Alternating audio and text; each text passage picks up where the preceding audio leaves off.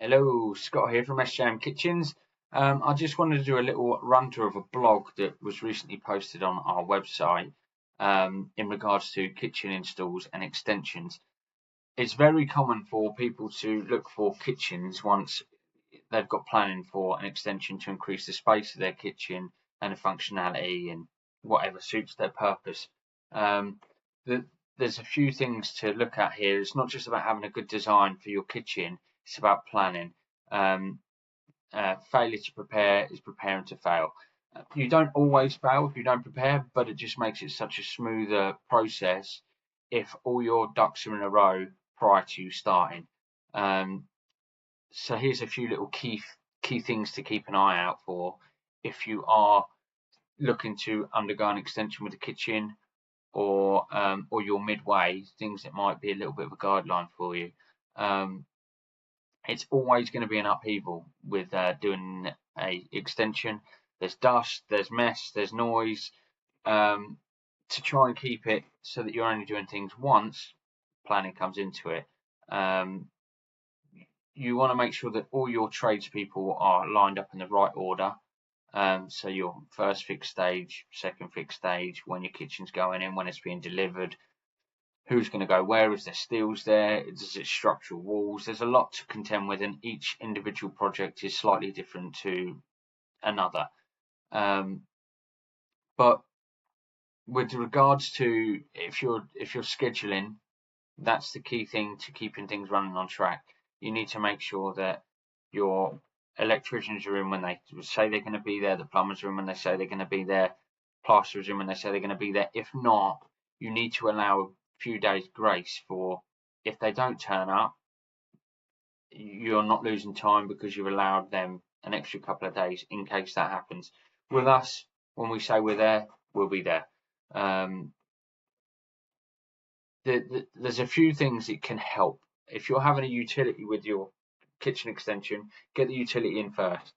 With the utility in first, you still have the facilities to cook, water, cleaning. You've got a washing machine that's active, because I know that during a kitchen install, every customer says, "Oh, when's the washing machine going to be on?"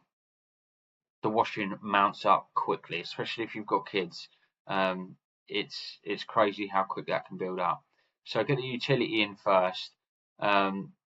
If you're having a solid worktop, stone worktop, think about if your overhangs for breakfast bars are over 400, you will probably need to have some kind of structural support under that, just because they can have a tendency when they're overhanging quite a bit that's heavy. They've got a tendency to crack on vanes. So look into having some structural support under your worktops or integrated into the worktops to prevent any cracking or snapping of the worktops. Coordinate multiple trades we touched on. Your electricians, plumber, gas engineer, tilers, floor specialists. These all need to be in order and scheduled in at the right times to prevent any delays, or if the plasterer comes in and the electrician hasn't finished and you've got to go back and take out an area of the wall or the ceiling, then get the plasterer back in, it can double your costs. So planning and scheduling is super key, just as important as having a good kitchen design. Again, communicate with all your trades. We would always do a thing. We do a turnkey process. So you come to us, we'll highlight the trades that you need, and then it will be on us to make sure that they're in at the right time to make sure that project runs smoothly from start to finish. There's plenty of these blogs, by the way, on our website, so feel free to have a little look. And if you are looking to have a kitchen done or an extension, we can point you in the right direction for the builders, and then we can do the process for the actual kitchen install from once the shell's up right the way through. So you've got one phone call to make. You make the phone call to me. If there's any problems, I can answer the questions. I can make sure everything's sorted, so that it's low stress for you. I say low stress.